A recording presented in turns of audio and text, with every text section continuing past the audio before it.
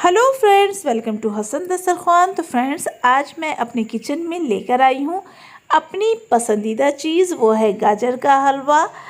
मुझे गाजर का हलवा बहुत बहुत पसंद है और जितनी भी स्वीट डिशेज़ होती है उसमें गाजर का हलवा मेरी फेवरेट स्वीट डिश है। तो फ्रेंड्स, आज मैं आपको बताऊंगी कि 5 किलो गाजर का हलवा अगर हमें बनाना होता है तो हम कैसे बनाते हैं। 1-2 किलो तो हम लोग बना ही लेते हैं, लेकिन 5 किलो जब हम बनाएंगे तो वो कैसे बनाएंगे और जिसका टेस्ट बिल्कुल हलवाई वाला आएगा। तो फ्रेंड्स, 5 किलो गाजर का हलवा बनाने के लिए हमने ले ली है गाजर। ये 5 किलो गाजर मैंने ली है। थोड़ी थोड़ी मैं आपको इस तरह से छील करके धो करके दिखा रही हूँ। ये पहले हमने छीली है, फिर उसके बाद धोई है और अब हम इन्हें कद्दूकस करेंगे। ये आप देख सकते हैं कि इस तरह से अब हम इन्हें कद्दूकस करेंगे।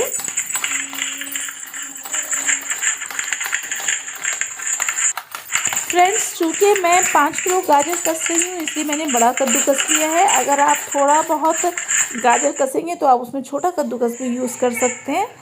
तो ये देखिएगा, ये मैंने गाजरें कस ली हैं सारी।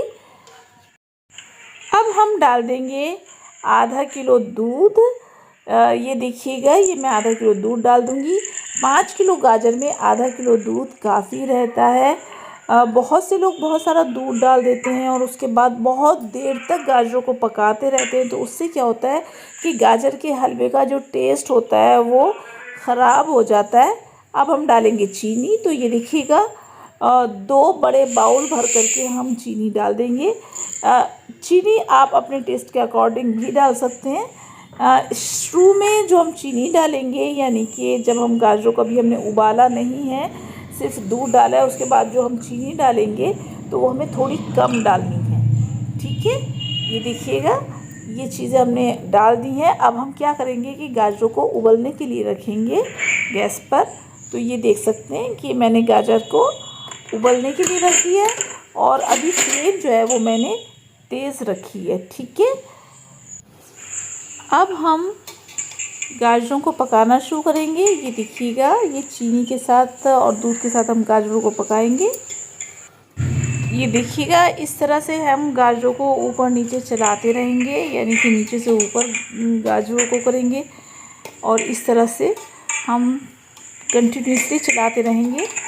इससे क्या होगा कि चीनी तमाम गाजरों में मिल जाएगी और इसी तरह से कंटिन्यूसली हमें गाजरों को पकाना है जब तक कि आपका गाजर जो है अपना पानी, जो नेचुरल वाटर होता है गाजर का, वो जब तक कि बाहर ना आ जाए तब तक कि हम इसी तरह से कंटिन्यूसली चला चला करके पकाते रहेंगे।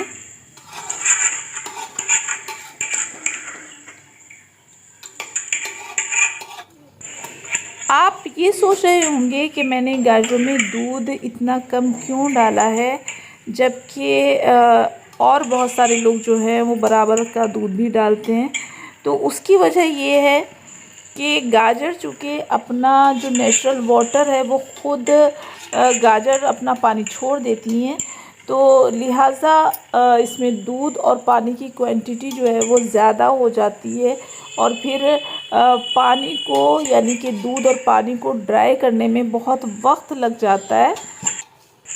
इसलिए मैं दूध जो है गाजर के हलवे में थोड़ा कम डालती हूँ। तो फ्रेंड्स, ये देख सकते हैं आप, मुझे तकरीबन 10 मिनट हो गए हैं पकाते पकाते और ये अच्छे से उबाल आना शुरू हो गया है दूध पर। और इसी तरह से कंटिन्यूसली मैं चला रही हूँ, बिल्कुल भी हमें गाजर को नीचे नहीं लगने देना है, ये आप देख सकते हैं।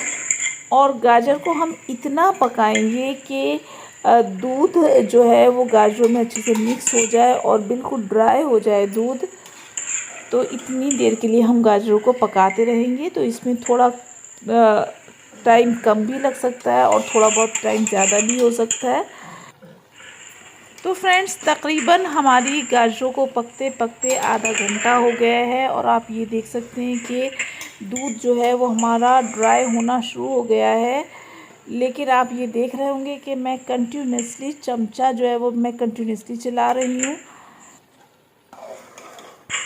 तो फ्रेंड्स देखिएगा, ये आधा घंटा के बाद हमारा जो दूध है गाजरों में वो थोड़ा कम हो गया है, यानी काफ़ी हद तक ड्राई हो चुका है। अब हमें करना क्या है फ्रेंड्स कि कुछ देर के लिए हल्की आंच करके और गाजरों को ढक कर के हम रख देंगे, ताकि हमारी गाजर जो है, जो थोड़ा बहुत बचा हुआ दूध है, उसमें अच्छे से पक जाए। गाजर को ढक कर के हल्की आंच पर पकाने की वजह यह है कि गाजरों में जो भी कच्चापन है वो ख़त्म हो जाए, यानी कि गाजर हमारी अच्छे से गल जानी चाहिए। 15 मिनट गाजर को ढक कर के पकाने के बाद हमने गाजरों को चूल्हे से उतार लिया है। अब देखेंगे हम गाजरों की कंडीशन क्या है। तो फ्रेंड्स ये देख सकते हैं कि ये जितना भी वाटर था वो सूख चुका है, ड्राई हो चुका है। अब हम तमाम गाजरों को निकाल करके बाहर किसी दूसरे बर्तन में कर लेंगे। ये देखिएगा, ये मैंने निकाल दी है गाजरें। तो ये देख सकते हैं फ्रेंड्स, ये आप देख रहे हैं कि पानी जो है बिल्कुल सूख चुका है गाजर का। अगर आपको थोड़ा बहुत पानी नज़र भी आए तो आप उसे निकाल लीजिएगा किसी दूसरे बर्तन में। तो अब हमें करना क्या है कि गैस को ऑन करना है, और ये जो बर्तन था जिसमें हमने गाजर उबाली थी, इसे चाहें तो आप इसे रख दें, चाहें तो आप कोई दूसरा बर्तन ले लीजिएगा। चूँकि ये मेरा पास बड़ा पैन था तो इसलिए मैंने इसी को रखा है। तो अब हमने इसे थोड़ा सा गर्म कर लेना है, और ये आप देख सकते हैं ये हमने थोड़ा सा खोया, यानी कि मावा जो है, ये 5 किलो गाजर में मैंने 1 किलो मावा जो है वो लिया था। तो अब हमें ये मावे को इसमें इसी तरह से पैन में डाल देना है। कोई भी देसी घी या कुछ भी डालने की ज़रूरत नहीं है, बल्कि आप सिंपली मावा इस तरह से डाल दीजिएगा। जो हलवाई बनाते हैं वो इसी तरीके से बनाते हैं। अब आपको मावे को क्या करना है कि मावे को इसी तरह से पकाना है आपको। इससे क्या होगा कि मावा धीरे धीरे आंच पर मेल्ट होना शुरू हो जाएगा। तो ये देखिएगा, आंच मैंने थोड़ी सी कम कर ली है, क्योंकि अगर आप तेज़ आंच पर मावे को पकाएंगे तो मावा जलने का डर है। तो फ्रेंड्स ये देखिएगा, अभी मेरा जो मावा है वो मेल्ट नहीं हुआ है। मैं अब डाल रही हूँ इसमें चीनी आप साथों साथ ही डाल देंगे। ये आप देख सकते हैं कि 1 बाउल चीनी जो है वो मेरे पास है। लेकिन हुआ ये है कि मेरी वीडियो स्किप हो गई थी, तो इसलिए मैंने आपको डालते हुए शायद नहीं आ पाई है, लेकिन मैंने मावे में चीनी डाल दी है। अब हम मावे को चीनी के साथ पकाएंगे, और जब तक हम पकाएंगे, जब तक कि चीनी बिल्कुल मावे में घुल ना जाए, तब तक हम इसी तरह से कंटिन्यूसली चलाते हुए मावे को और चीनी को पकाते रहेंगे। तो ये आप देख सकते हैं कि मावे के साथ चीनी भी मेल्ट होनी शुरू हो गई है और मावा भी मेल्ट हो रहा है। तो इसी तरह से हम हल्की आंच पर इसी तरह से कंटिन्यूसली चलाते हुए पकाते रहेंगे, ताकि हमारी ये जो चीनी है वो बिल्कुल मावे के साथ मिक्स हो जाए। तो ये देखिएगा, ये मैं एक बार इस तरह से मैं देखूंगी तो अभी हल्का हल्का सा दाना जो है वो मुझे दिखाई दे रहा है। तो अभी थोड़ा सा और मुझे पकाना है, ताकि चीनी बिल्कुल मुंह में नहीं आनी चाहिए। और एक चीज़ का और भी आप ध्यान रखेंगे कि मावा भी बहुत ज़्यादा नहीं पकना चाहिए। अगर आप तेज़ आंच पर मावे को इस तरह से पकाएंगे तो क्या होगा कि मावा ब्राउन होना शुरू हो जाएगा, बहुत ज़्यादा पक जाएगा। तो उससे क्या होगा कि जितना ज़्यादा मावा पकता जाता है, उतना जो होता है मावे में थोड़ी सी जो चिपचिपाहट होती है वो आनी शुरू हो जाती है।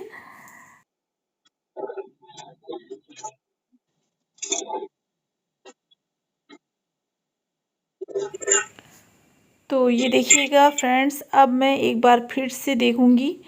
तो बस अब हमारा मावा बिल्कुल रेडी है। चीनी जो है वो बिल्कुल घुल चुकी है, बिल्कुल भी हाथों में नहीं आ रही है। तो बस अब हमें करना क्या है, 2 से 3 मिनट और इसी तरह से मावे को पकाएंगे। ये आप देख सकते हैं बबल्स आने शुरू हो गए हैं मावे में, यानी कि हमारा मावा जो है बिल्कुल तैयार है। अब हम बिल्कुल आंच हल्की करके और जो गाजर थी हमारी वो हम मावे में डाल देंगे। ये देखिएगा, ये इस तरह से हम गाजरों को मावे में डाल देंगे।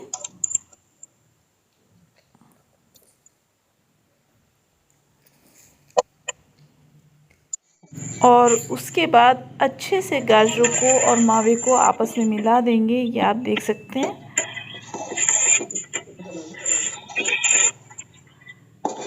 बहुत ज़्यादा हमें गाजरों को मावे के साथ पकाना नहीं है। मैंने आपको बताया था कि मावा जितना ज़्यादा पकता है उतना वो जो एक कहते हैं ना चिड़मिड़ाहट जो होती है वो, यानी कि दांतों में लगने वाली कंडीशन जो होती है वो चीज़ उसमें पैदा हो जाती है।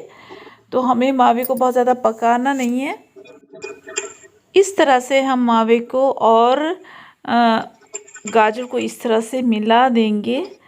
ये देखिएगा कितने अच्छे से मावा जो है वो गाजर में मिल चुका है और बहुत अच्छा टेस्ट जो है इस गाजर के हलवे का आता है। फ्रेंड्स, कोई भी देसी घी इस्तेमाल करने की ज़रूरत नहीं है या बहुत ज़्यादा हेडेक लेने की ज़रूरत नहीं है। और हाँ, एक चीज़ मैं आपको और बता दूं कि आपको ये वीडियो में ज़रा जल्दी जल्दी स्किप कर कर के बना रही हूँ, तो आपको लग रहा होगा कि टाइम बहुत कम लगा है, लेकिन ऐसा नहीं है। टाइम थोड़ा ज़्यादा लगता है, लेकिन ट्रेडिशनल तरीके से हम जो भी चीज़ बनाते हैं वो अपने आप में होती बहुत टेस्टी है। तो फ्रेंड्स, बस हमारा गाजर का हलवा जो है वो रेडी है। और अब बिल्कुल लास्ट में हम डाल देंगे इसमें ये ड्राई फ्रूट्स। आपकी अपनी मर्ज़ी है कि आप डालना चाहें तो आप डाल सकते हैं, और अगर नहीं डालना चाहते तो कोई ज़रूरी नहीं है। मेरे पास नारियल नहीं था, वरना नारियल भी अगर इसमें घिस कर डाल दिया जाता तो इसका टेस्ट जो है वो और भी अच्छा हो जाता। और बहुत से लोग ड्राई फ्रूट्स नहीं खाना पसंद करते, तो ज़रूरी नहीं है कि आप ड्राई फ्रूट्स डालें। तो बस फ्रेंड्स, ये देखिएगा, ये हमारा गाजर का हलवा बन करके बिल्कुल तैयार हो चुका है। तो बस फ्रेंड्स, अब बारी है हलवे को डिश आउट करने की। चाहे आप गरम गरम खाएं, चाहे आप ठंडा करके खाएं, हर हाल में ये हलवा बहुत टेस्टी होता है। तो फ्रेंड्स, फाइनल लुक मैं दिखा देती हूँ। ये मेरे हलवे का फाइनल लुक है और आप देख सकते हैं कितना देखने में कितना ज़बरदस्त हलवा लग रहा है। तो फ्रेंड्स, अगर आपको मेरी ये रेसिपी पसंद आई है तो प्लीज़ मेरी वीडियो को लाइक कीजिएगा, शेयर कीजिएगा और नए देखने वाले मेरे चैनल को सब्सक्राइब कीजिएगा। मिलते हैं फिर से किसी नई रेसिपी के साथ, तब तक के लिए बाय बाय।